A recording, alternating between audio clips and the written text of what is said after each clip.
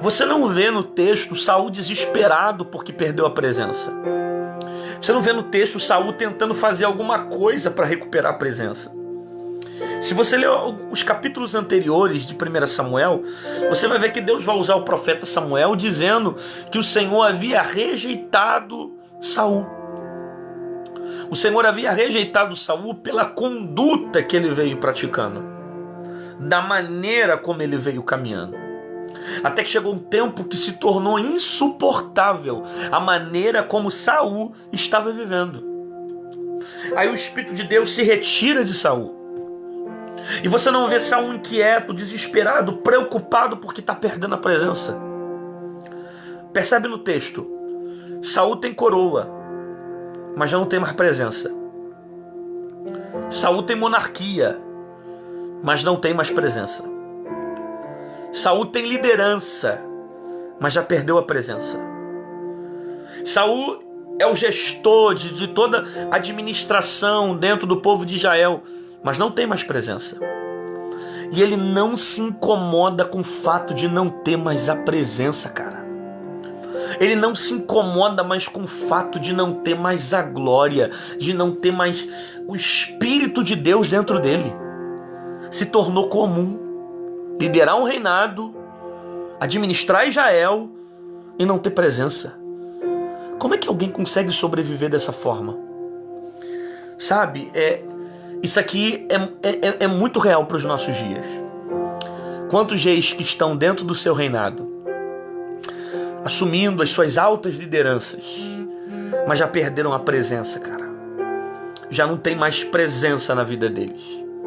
Entendem de reinado, entendem de monarquia, são grandes empresários, são administradores, são psicólogos, é tanta coisa, mas não tem mais presença, não tem mais graça, não tem mais unção, perdeu o vigor, perdeu o espírito, e não se preocupam mais em lutar, em procurar manter uma vida espiritual com Deus.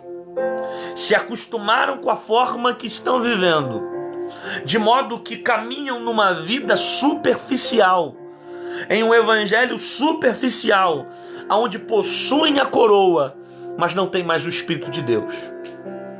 É possível alguém ter coroa e não ter presença. É possível alguém estar assumindo, liderando Israel e não ter mais glória na vida dele. Sabe, a gente percebe a diferença que Davi tinha para Saul. Você percebe quando Davi foi confrontado pelo profeta Natã, no Salmo de número 51, Natã vai contar aquela historinha para ele e vai começar a dizer, esse cara é você.